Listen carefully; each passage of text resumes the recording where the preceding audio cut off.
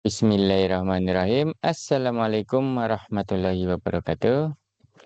Alhamdulillahirrahmanirrahim. Marilah kita senantiasa memanjatkan puji syukur kehadirat Allah Subhanahu wa Ta'ala yang telah memberikan kita banyak sekali kenikmatan gitu ya, terutama dua nikmat yang sering kita lupakan, yaitu nikmat sehat dan nikmat sempat, sehingga kita pada hari ini dapat melaksanakan perkuliahan sistem informasi akuntansi. Sholawat dan salam semoga tetap tercurah kepada junjungan kita Nabiullah Muhammad SAW, keluarganya, sahabatnya, dan insya Allah ke kita sebagai umatnya. Oke teman-teman, kita akan lanjutkan materinya ya teman-teman ya. Dari 5 siklus kita sudah mengcover siklus pendapatan dan siklus pengeluaran ya. Seperti kita ketahui, siklus pendapatan itu dari kita menjual barang dan jasa, sedangkan siklus pengeluaran itu dari kita membeli barang dan jasa untuk mendukung barang dan jasa yang kita tawarkan ya. Oke, sekarang kita masuk ke siklus yang mungkin hari ini akan kita bahas, nggak tahu ya, nanti 2 siklus kalian kali ya. Siklus manajemen SDM dan penggajian, serta siklus produksi.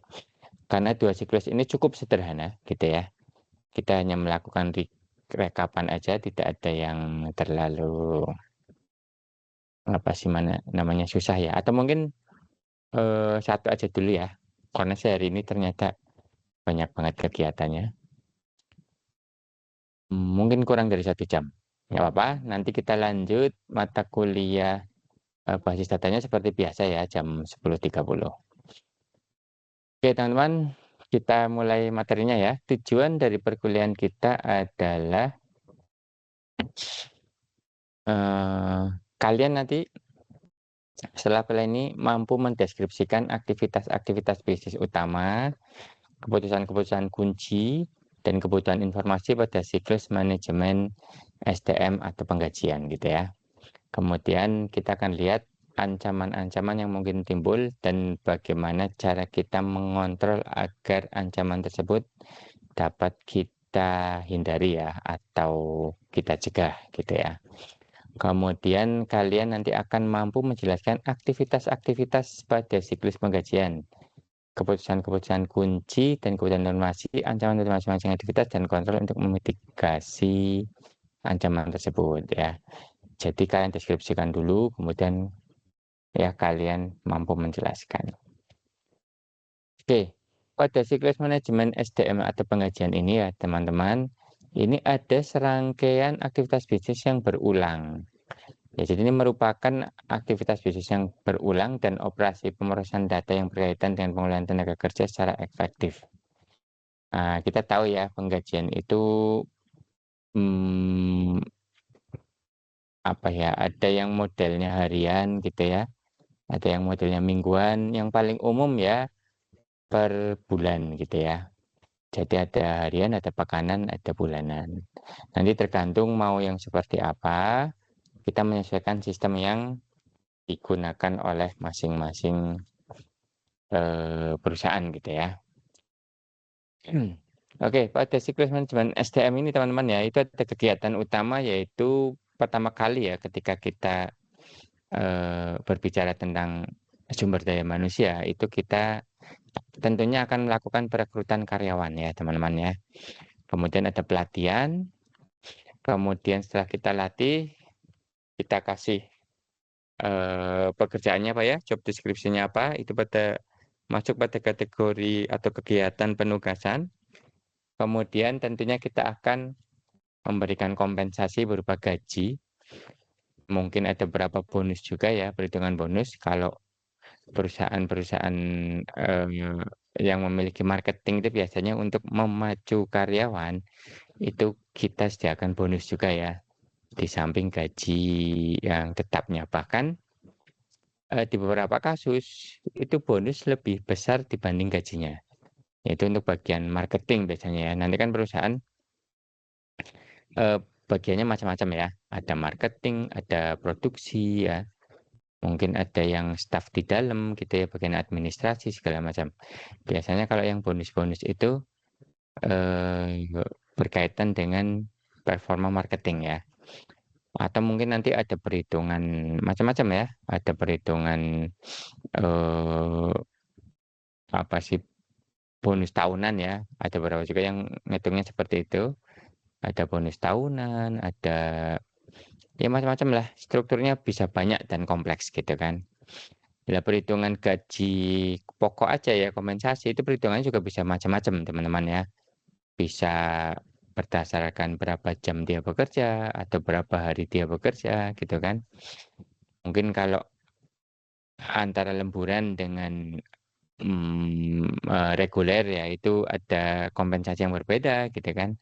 Jadi ini tergantung dari sistem yang ada ya, nanti kalian definisikan itu gitu ya. Cuma kan karena sistemnya hanya apa sih, kita mengeluarkan dan tidak berhubungan dengan pihak lain, maka secara bisnis proses itu tidak serumit ketika kita membahas tentang siklus pendapatan dan siklus pengeluaran. Kemudian kita juga bisa membuat namanya evaluasi kinerja ya.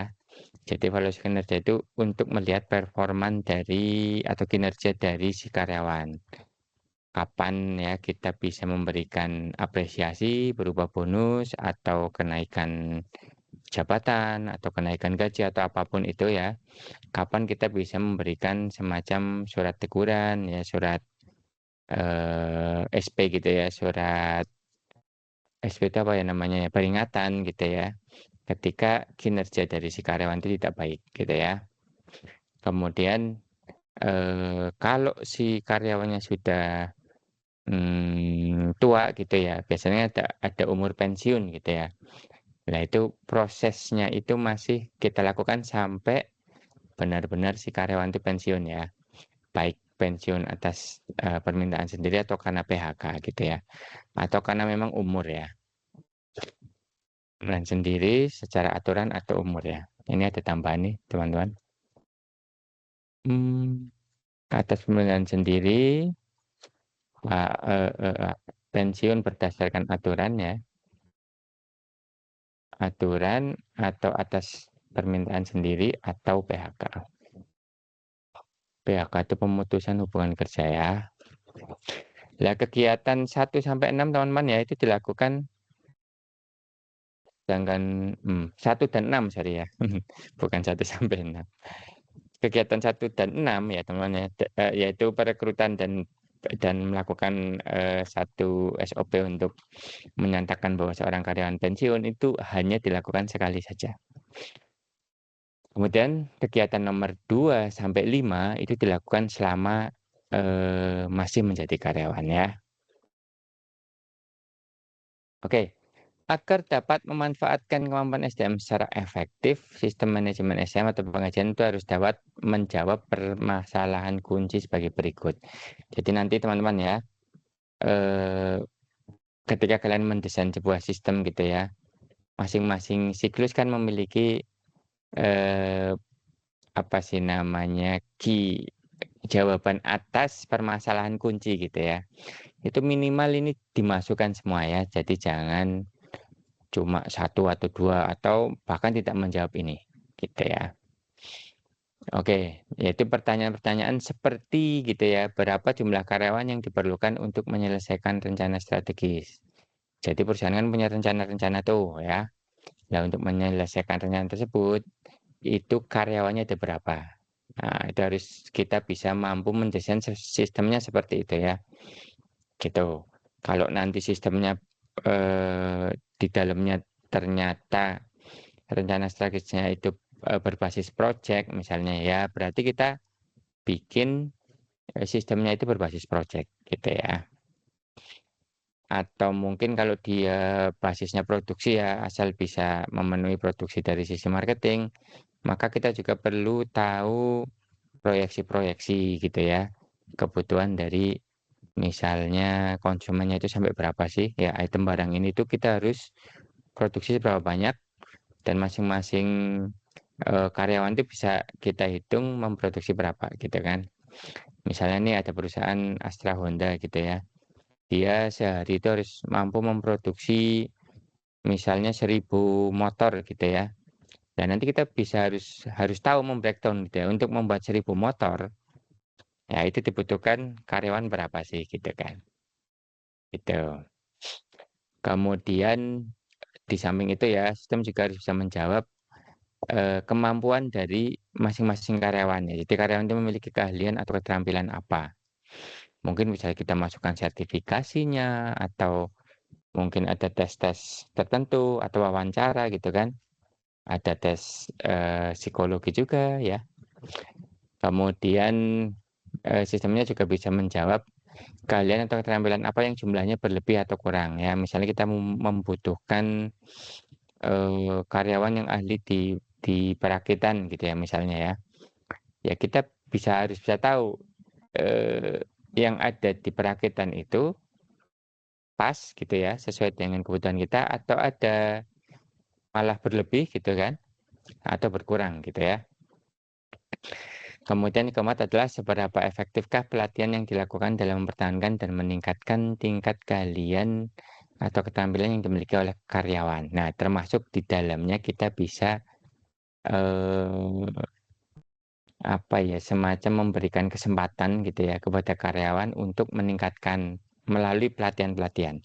Jadi nanti ada juga ya, misalnya nih perusahaan IT gitu ya, harus dilatih nih, mungkin dalam pengelolaan basis data ya, membutuhkan biaya sekian-sekian. Nah, orangnya siapa aja. Nah, itu nanti bisa muncul ya, dan itu diinvestasikan. Maksudnya catatannya ada gitu ya. Dan kita bisa tahu investasinya seperti apa dan apakah investasi tersebut itu hasilnya gimana, baik apa malah jelek apa malah biasa aja. Ya misalnya kita sudah mengeluarkan 10 juta nih untuk melatih eh, karyawan ya untuk mendapatkan sertifikasi CCNA misalnya ya di jaringan ya di Cisco misalnya ya. Tetapi setelah lulus gitu ya, itu ternyata investasinya tidak balik kan bisa gitu. Kita bisa kita lihat lah ya bahwa sebuah investasi itu akan baik apa tidak gitu kan. Kemudian sistem juga harus bisa melihat apakah keseluruhan kinerja itu akan meningkat atau menurun gitu ya. Jadi kinerja karyawannya itu harus bisa kita tahu ya. Ini apakah makin baik atau menurun. Bahkan nanti kita bisa tahu bisa kita cari ya menurunnya itu karena apa. Gitu ya. Meningkatnya juga karena apa. Kemudian ada pertanyaan juga permasalahan-permasalahan jika terjadinya perpindahan, keterlambatan dan ketidakhadiran karyawan gitu ya. Misalnya karyawan yang resign gitu kan. Kok banyak banget nih karyawan yang resign, kenapa gitu kan. Kita harus bisa sistem kita harus bisa menilai itu gitu ya. Kalau sistemnya yang baik kan seperti itu ya. Oke, siklus di dalam manajemen SDM itu dibagi dua teman-teman ya. Sistem manajemen SDM sendiri gitu ya. Kemudian sistem penggajiannya. Nah, sistem manajemen SDM ini itu gunanya untuk menyimpan dan memproses data yang berkaitan dengan aktivitas perekrutan, kemudian mempekerjakan gitu ya, pelatihan, penugasan, evaluasi, dan pemutusan karyawan. Nah, kemudian sistem penggajian ya. Ini untuk mencatat dan memproses data yang digunakan untuk membayar karyawan. Gitu. Jadi di dalam sistem manajemen SDM ini ada dua ya, manajemen SDM sendiri sama pembayarannya ya, atau penggajiannya. Oke, lanjut ya teman-teman ya. Ini bagian dari sistem ERP ya yang mendukung manajemen sumber daya manusia dan penggajian gitu ya. Oke, kita lihat ya satu-satu teman-teman ya. Data yang diinput gitu ya. Untuk kita mampu membuat sistem manajemen SDM yang seperti kita harapkan ya, seperti kita harapkan sesuai dengan yang tadi kita bahas gitu ya. Itu banyak teman-teman ya. Ini ada di apa sih namanya, di bagian human resource-nya ya. Ini biasanya kan kalau ada departemen HR, dia itu yang melakukan perekrutan ya, kemudian pemecatan sama promosi gitu ya. Itu bagian human resource. Dia itu nanti akan mengupdate master data teman-teman ya. Di sini ada master data berupa data pegawai ya. Namanya siapa, pendidikannya apa, dia memiliki sertifikasi apa, pokoknya yang berkaitan dengan apa namanya, karyawan ya. Dia ditempatkan di mana, dia sedang mengerjakan proyek apa gitu kan, dan seterusnya. Ini yang memasukkan adalah bagian dari SDM-nya, human resource-nya. Ya, kemudian bagian departemen-departemen ya. Misalnya perusahaan kan terdiri atas beberapa departemen. Ada misalnya bagian produksi, ya, departemen marketing gitu kan. Nah, itu tentunya kebutuhan mereka berbeda ya, antara gaji marketing dengan gaji orang yang ada di pabrik misalnya ya, orang produksi, itu tentunya akan berbeda ya. Termasuk ada bonus gitu kan. Mungkin di marketing ada bonus ya, tetapi tidak ada lembur ya. Kalau di bagian produksi itu ada lembur dan tidak ada bonus. Nah, bisa jadi seperti itu ya. Nah, itu nanti silakan dikorek ya, kebutuhan dari perusahaan yang nanti akan kita buatkan sistemnya itu seperti apa. Nah, nanti masing-masing departemen ini dia akan memberikan semacam presensi gitu ya. Ya presensinya juga beda-beda ya. Presensi marketing dengan presensi bagian produksi mungkin beda ya. Kalau marketing mungkin apa sih namanya, lebih longgar ya dalam masa presensi, tapi dia bebas ya di luar ngapain gitu ya. Kalau yang produksi itu biasanya ya udah produksi di dalam aja. Nah, nanti dari departemen-departemen ini dia akan memberikan namanya kartu waktu gitu ya. Ya nanti kan gajiannya bisa apa, base base per jam atau base per hari gitu kan. Intinya nanti masing-masing karyawan itu akan dilaporkan ya. Jadi dari departemen-departemen ini akan melaporkan kegiatan masing-masing karyawan yang berupa data ketika kita apa sih namanya, ini presensi ya, data presensinya. Lah kalau yang ini yang saya bilang factory workstation ya. Itu biasanya ada job job time ticket gitu ya. Kalau lihatnya time card ya. Mungkin kalau kalian bisa lihat di perusahaan itu ada eh, apa sih namanya, attendance system ya, semacam presensi gitu ya, bisa menggunakan biometrik atau sidik jari gitu ya. Sidik jari juga biometrik gini ya, retina atau sidik jari gitu kan. Atau bentuknya seperti apa. Nah nanti setelah udah gitu kan, nanti ada rekonsiliasi di sini. Ya, direkonsiliasi oleh bagian penggajiannya. Termasuk nanti bagian penggajian teman-teman ya.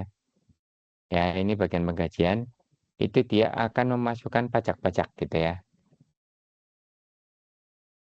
Pajak-pajak yang berlaku seperti apa.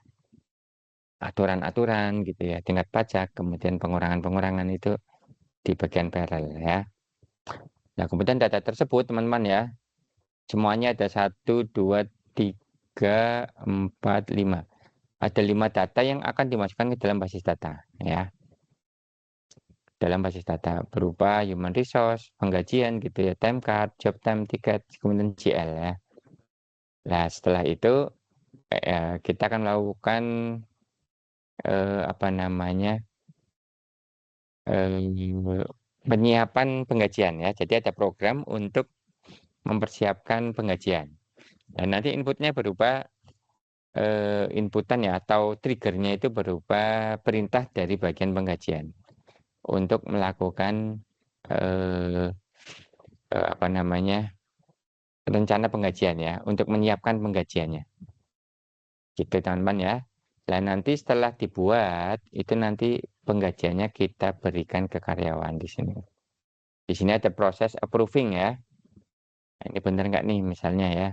Biasanya sih atasannya yang akan meng-approve, terutama mungkin untuk karyawan yang memiliki rentang gaji yang tinggi mungkin ya, gitu. Kemudian nanti dari pihak bendahara ya, ini treasury itu bendahara, dia akan melakukan pembayaran, gitu ya teman-teman ya. Dulu itu ya, ketika kita membayar gaji itu menggunakan cek teman-teman ya. Jadi kayak kertas isinya tulisan bahwa pemegang cek ini diberikan sekian sekian sekian sebagai gaji bulan ini gitu ya. Tapi sekarang udah serba elektronik ya, makanya dokumen-dokumen ini sekarang sudah tidak diperlukan. Kita tinggal menggunakan electronic transaction ini ya. Kemudian API-nya kita hit aja. Itu. Kalau misalnya butuh ya data-data tersebut kita ambil dari apa namanya perusahaan lain gitu ya. Dalam hal ini mungkin dari bank gitu kan, dari pemerintah, dari perusahaan asuransi. Maka sebaiknya kita kolaborasikan aplikasi kita menggunakan API. Ya. Oke, habis itu dibuat laporan di sini, kemudian dibuat laporan penggajian, laporan pemerintah gitu ya. Kemudian ini untuk laporan pajaknya atau laporan gajinya gitu ya. Kurang lebih gambarnya seperti itu teman-teman ya. Bagian dari ERP sistemnya. Oke, saya kasih waktu 1 sampai 2 menit ya untuk menyerap apa yang sudah saya jelaskan di bagian ERP sistem ini.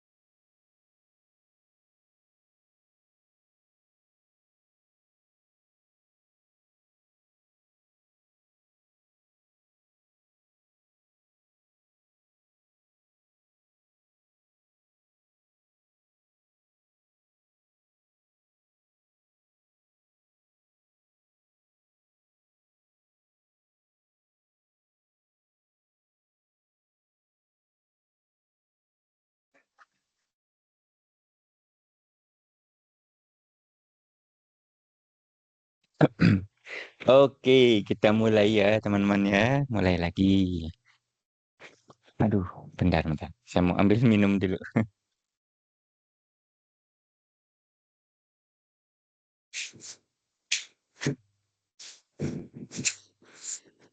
Quran pusatku, Quran diriku.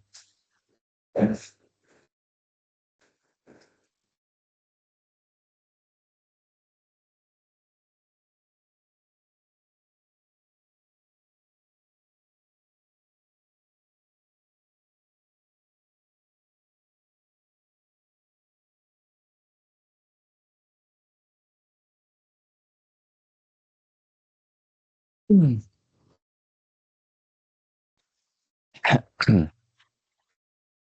Oke, jadi begitu ya teman-teman ya. Jadi dari bagian dari ERP sistem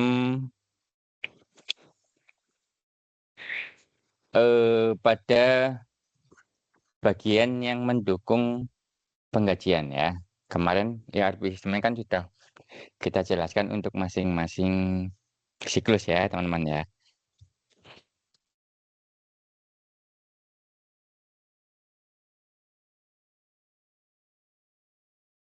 Hmm.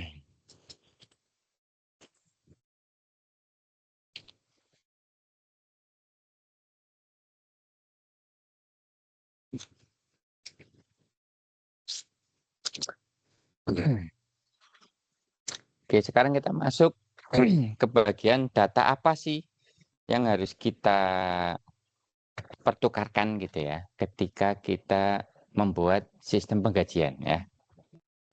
Hmm, yang pertama adalah konteks diagram ya, kita lihat ya.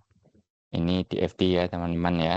Jadi seperti yang sudah saya sebutkan di awal perkuliahan, ya ketika kita membahas di FD itu yang dilihat adalah data flow diagramnya. Jadi ketika kalian buat di FD ya itu kalian memastikan bahwa data itu mengalir itu dari satu proses ke proses lain, nah kan.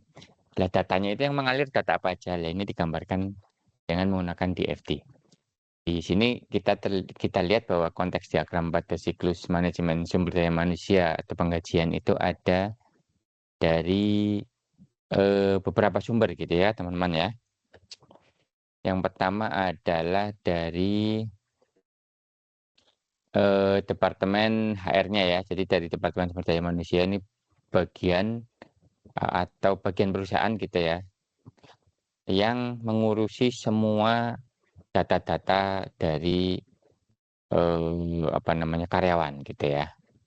Kemudian ya dari masing-masing departemen yang ada di perusahaan tersebut ya, masing-masing kan membuat laporan berupa presensi gitu ya, data presensi dan data kehadiran.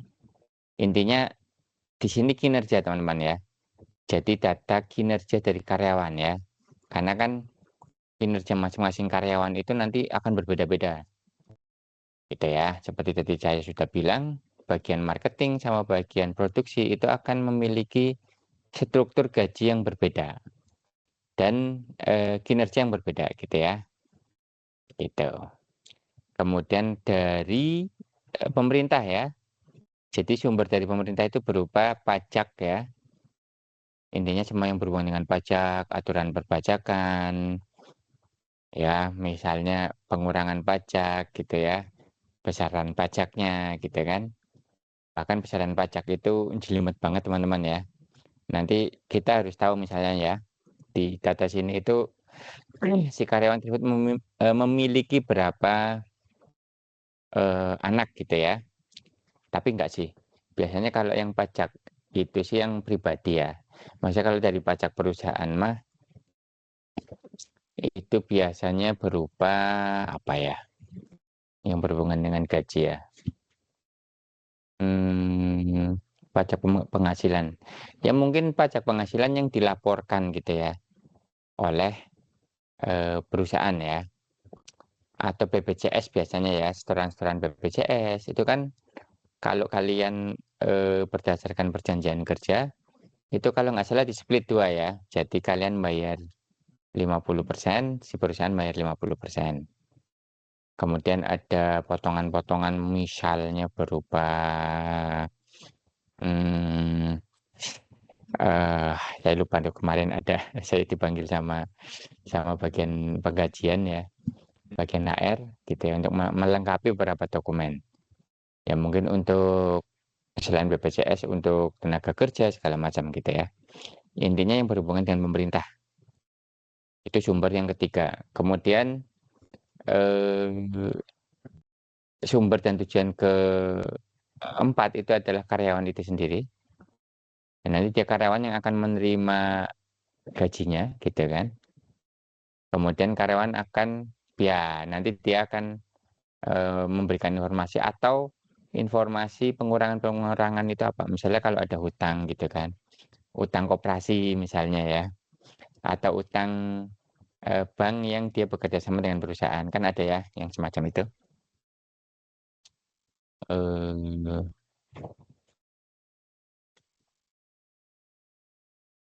terus perusahaan asuransi gitu ya teman-teman ya. Kalau misalnya perusahaan kita itu pertama bank dulu ya. Bank ini cuma sebenarnya penampung uang saja gitu ya.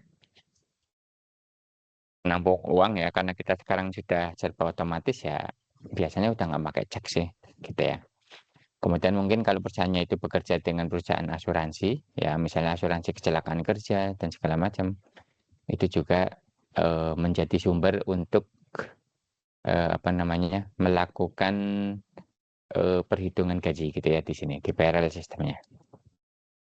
Ya, jadi kalian tahu ya bahwa nanti data yang akan dibutuhkan ya ini yang masuk ke dalam PRL sistem adalah perubahan tentang sistem penggajiannya gitu ya. Karyawannya itu statusnya apa ya, kemudian kinerjanya gimana gitu kan. Kemudian pajak-pajak, kemudian apa namanya pengurangan pengurangan gaji ya, misalnya yang tadi saya sebutkan bekerja sama dengan perusahaan, kemudian perusahaan asuransinya. Oke, jadi intinya itu. Jadi seperti itu ya teman-teman ya konteks diagramnya, gambaran secara umum. Kemudian kita apa namanya detailkan itu ke dalam DFD level 0-nya berupa aktivitas-aktivitas dasar ketika kita melakukan siklus penggajian ini. Ya pertama nih teman-teman ya, kita akan melakukan updating master data ya, termasuk sini adalah data-data perubahan misalnya status karyawan. Kan kadang berbeda ya status karyawan antara dia masih probation ya, probation itu masih magang ya, bukan magang ya istilahnya masih percobaan ya. Biasanya 1 sampai 3 bulan itu gajinya tidak full ya. Mungkin cuma 80% atau 70% karena masih percobaan. Nah, perubahan-perubahan misalnya karyawan dari karyawan percobaan ke karyawan tetap gitu kan. Dari misalnya karyawan dengan jabatan ini ke jabatan dipromosikan ke jabatan lebih tinggi, nah itu harus diupdate ke sini karena nanti akan mempengaruhi besaran gajinya. Kemudian struktur perhitungan gajinya seperti apa ya. Sebenarnya gitu ya. Hmm, paralelisme ini rumit ya, tapi rumitnya bukan di banyaknya proses gitu ya, atau banyaknya bagian yang terlibat. Rumitnya lebih ke arah internal ya, biasanya berkaitan dengan jenis-jenis karyawan ya. Semakin banyak jenis karyawan di dalam perusahaan, maka sistemnya akan semakin kompleks gitu. Kemudian ya perpangkatan gitu ya, selain jenis karyawan juga pangkatnya gitu kan. Nah, itu akan mempengaruhi gaji pokoknya gitu kan. Kemudian kalau lembur ya, misalnya lembur antara jabatan A dengan jabatan B itu berbeda kan. Nah, itu nanti silakan kalian komunikasikan dengan pemilik perusahaan gitu kan. Terus update juga tentang pajak gitu ya. Pajak diupdate gitu kan. Kemudian dari perusahaan asuransi juga diupdate gitu kan. Kemudian karyawan tersebut memiliki apa, hutang apa, pengurangan-pengurangan apa juga harus diupdate. Jadi pertama mengupdate itu semua ya, pastikan datanya beres gitu ya. Terupdate dengan updatean yang terbaru gitu ya. Karena ini berkaitan dengan penggajian teman-teman ya. Nah, biasanya karyawan kalau gajinya telat itu kan gerundel gitu ya. Nah, makanya mungkin ada beberapa perusahaan yang dia melakukan penggajiannya itu 5 hari sebelumnya. Dengan tujuan misalnya ya, kalaupun terjadi keterlambatan 1-2 hari itu tidak melampaui tanggal 30 atau 31 tiap bulannya. Jadi semacam sampai dipikirkan sejauh itu ya teman-teman semua ya.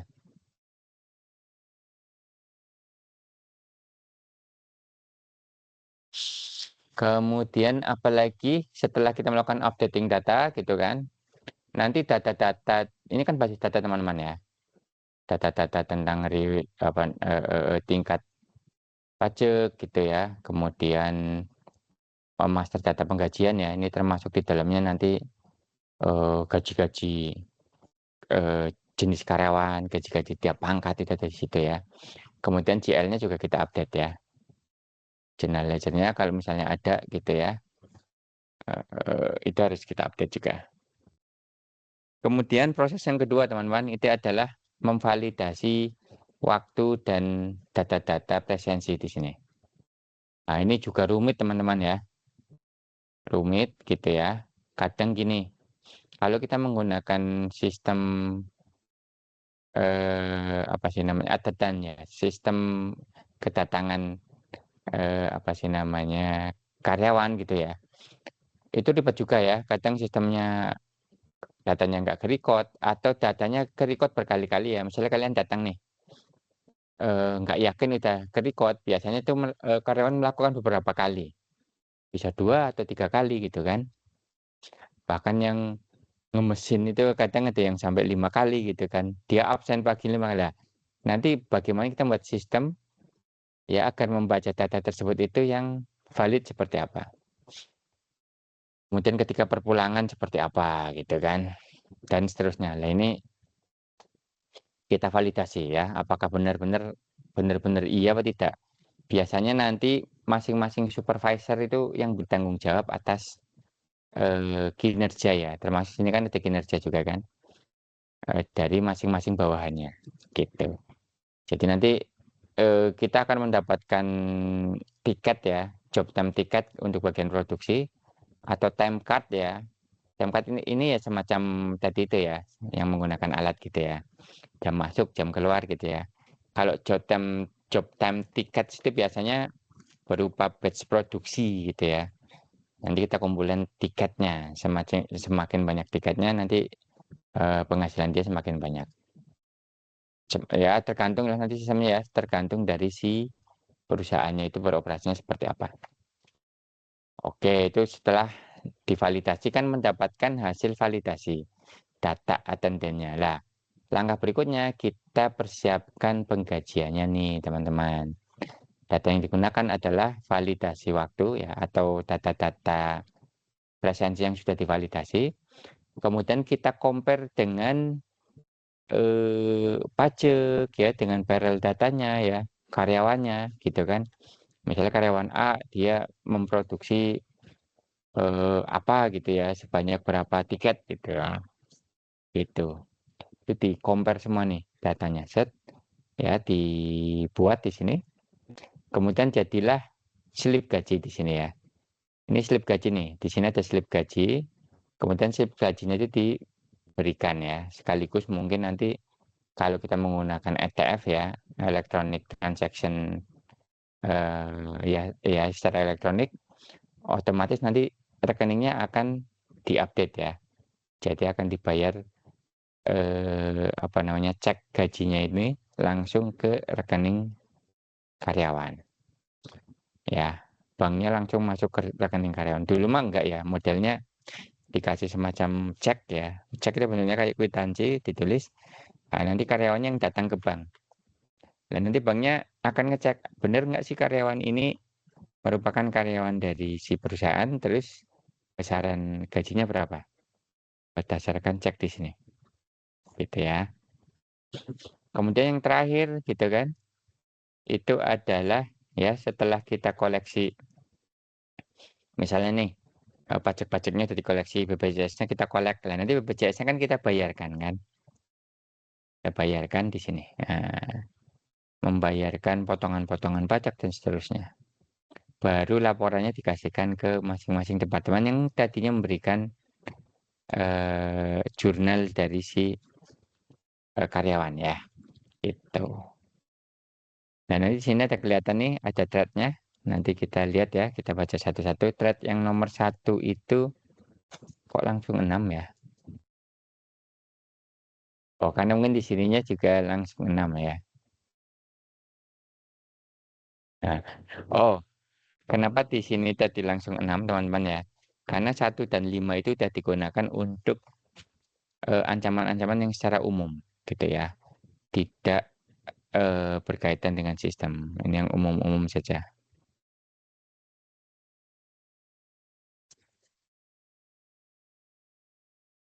Oke, silakan dibaca teman-teman ya, sambil dilihat, dipahami dulu gitu ya. Di situ tertulis tuh, secara umum ya, itu ada data yang tidak akurat atau invalid. Kemudian adanya pengaksesan data sensitif gitu ya. Kemudian data yang hilang dan data yang rusak ya. Terus kemungkinan ya, ada kesalahan kita dalam melakukan hiring ya, melakukan perekrutan gitu ya. Ternyata kita merekrut orang-orang yang tidak berkualifikasi atau yang tidak memiliki kualifikasi gitu ya. Nah, kemudian ada pelanggaran apa ya, perjanjian kerja gitu ya. Ini perjanjian kerja. Oke, nah di sini adalah cara memitigasinya ya. Kalau ada data yang tidak akurat, itu mitigasinya ada 3. Ya, kita lakukan kontrol integritas data gitu ya. Kita lakukan restriksi gitu ya, atau pembatasan pada master data. Jadi siapa yang boleh mengakses, nah, itu harus kita tentukan di sistemnya. Siapa yang bisa memproses data apa gitu ya, itu harus kita tentukan. Kemudian kita harus bisa melakukan review semua perubahan-perubahan pada data master ya. Jadi nanti sistem kita teman-teman ya, kita buat log gitu ya. Memang log ini agak overhead ya, maksudnya akan membebani sistem ya kalau kita buatnya lognya itu terlalu detail gitu ya, terlalu komplit ya. Makanya biasanya yang di log itu, yang kita lakukan logging itu data-data yang kemungkinan apa sih, menimbulkan kerusakan lebih besar ya. Ya harus misalnya apa ya? Misalnya perubahan gaji pokok gitu ya. Jadi yang berkaitan dengan biasanya orang ngukur kerusakan itu berdasarkan uang ya. Jadi kalau yang ujung-ujungnya itu duit gitu ya, itu harus dibikin hati-hati. Makanya harus ada logging di situ. Siapa yang rubah itu, kapan ngerubahnya gitu ya. Kemudian ya alasan dirubahnya apa. Gitu kan. Kalau gaji kan biasanya ada SK ya. Jadi ada SK perusahaan ya. Misalnya karyawan tetap gajinya sekian, karyawan probation gajinya sekian gitu ya. Dan nanti karyawan tetap yang memiliki jabatan apa, ada tambahan eh, gaji seperti ini gitu ya. Nah, nanti kalau misalnya kayak marketing gitu ya, kerja di bagian marketing, terus dia mendapatkan apa sih, insentif gitu ya, berupa barang gitu kan yang terjual, ya itu juga bisa. Dan seterusnya ya, silakan ini dibaca, ini cukup cukup straightforward saja gitu ya. Silakan ini benar-benar dibaca, saya tidak akan menjelaskan satu-satu. Ini langkahnya adalah yang ini, kalau yang 4 adalah yang ini gitu ya. Nanti kalau nggak paham tolong apa namanya, komunikasikan ke saya gitu ya. Kemudian ada lagi,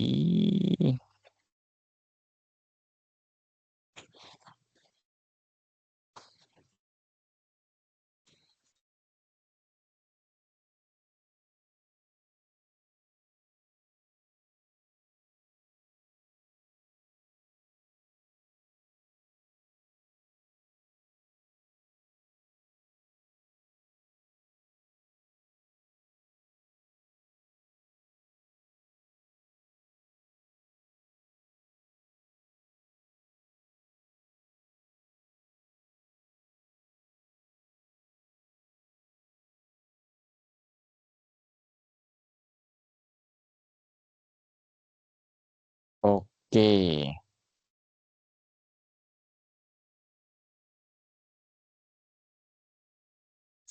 Ya, silakan ya teman ya. Ini juga nanti ada di bagian keduanya. Boleh di-download saja di repositori kita punya. Bentar ya, sambil saya ngecek-ngecek update.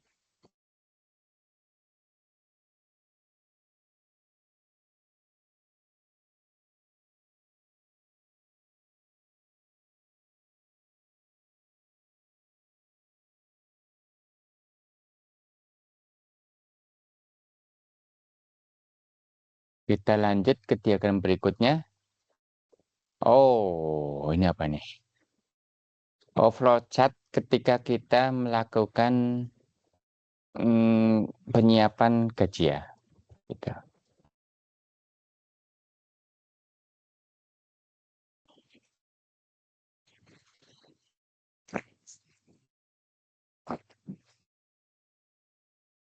Nah, ini mas sederhana saja sih, tinggal diikutin alurnya saja.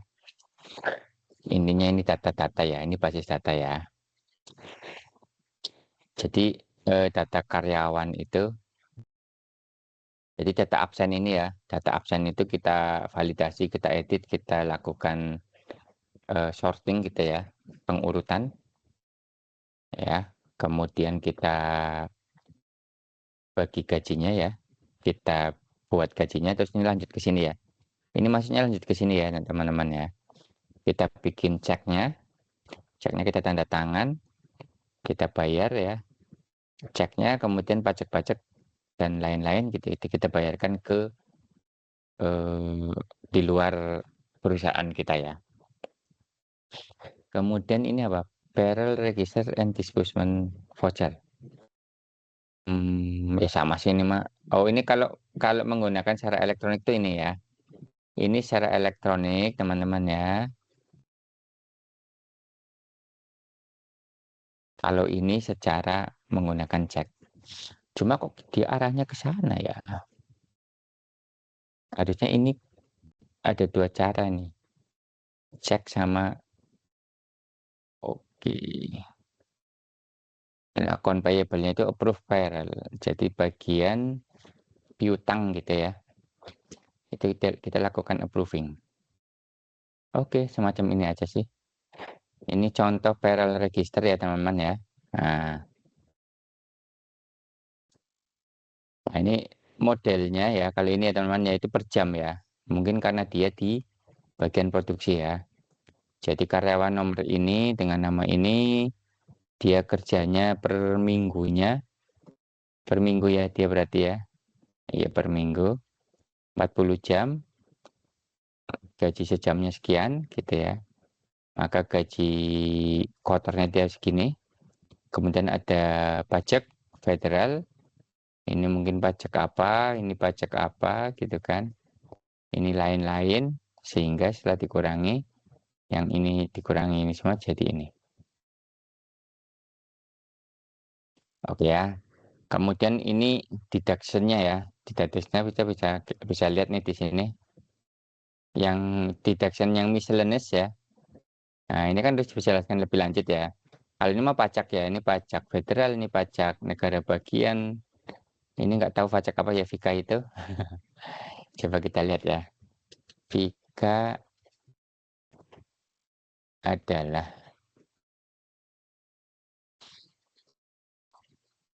pajak ya, Federal Insurance. Federal Insurance Contribution Act ya.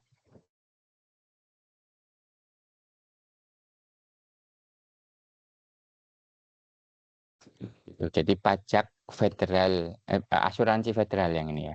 Kalau ini pajak federal, ini asuransi federal. Mungkin di kita BPJS ya. Ini pengeluaran lain-lainnya di sini apa kayak? Di sini ada asuransi kesehatan, ada asuransi jiwa, ada pensiun ya, dikurangi pensiun. Kemudian ada setoran serikat pekerja gitu ya. Kemudian ada misalnya dia ingin dipotong untuk ditabung gitu kan. Sehingga ini ada total pengeluaran lain-lain ya. Ada penjelasannya. Oke, laporan apa saja sih yang dihasilkan oleh siklus penggajian ya? Itu ada namanya cumulative earning register. Isinya adalah eh, dari awal tahun ya sampai hari ini gaji kotornya itu secara kumulatif berapa? Kemudian gaji bersihnya, kemudian pengurangan-pengurangannya, ini namanya cumulative earning register. Digunakan untuk, ini ada tujuannya ya, karyawan, untuk informasi karyawan ya, dan untuk laporan gaji tahunan. Ini silakan teman-teman ya. Jadi data ini teman-teman ya, namanya juga report ya. Ini jangan khawatir, sebenarnya ini adalah hasil dari kita melakukan query pada data-data ini. Ya, pada data-data ini semua. Query-nya memang jelimet teman-teman ya. Harusnya kita nanti kapan-kapan bikin ya HR sistem. Cuma ini berkaitan banget dengan sistem yang ada di perusahaan itu sih ya. Mungkin kita nanti kapan-kapan bikin ya perusahaan, apa sih namanya, petok gitu ya, perusahaan. Nah, ini kan kalau di Amerika ini ada form 941, di kita saya nggak tahu ya. Ada form W2 gitu kan, yang berkaitan dengan pajak sih biasanya. Oke teman-teman, saya rasa itu saja teman-teman ya. Eh, saya lumayan agak banyak kegiatan, silakan nanti di eh, lihat videonya di YouTube ya, nanti akan saya upload gitu. Oke, mungkin itu dulu ya teman-teman ya. Nanti kita lanjut, jangan lupa jam 10.30 ya, tepat ya, untuk basis data. Nah, nanti basis data menarik karena langsung praktek ya. Dan nanti ke depan teman-teman ya, apalagi kalau kita sudah membahas semua siklus dan mulai membahas diagram-diagram IR menggunakan REA diagram gitu ya, kita akan lebih mengetahui lagi ya bagaimana sih sebenarnya sebuah sistem di akuntansi akan dibuat gitu ya atau dikerjakan. Oke, saya rasa itu aja teman-teman. Mari kita tutup dengan membaca doa kafaratul majelis. Bismillahirrahmanirrahim. Subhanakallahumma wa bihamdika asyhadu an la ilaha illa anta astaghfiruka wa atubu ilaik. Terima kasih banyak. Saya akhiri. Wassalamualaikum warahmatullahi wabarakatuh.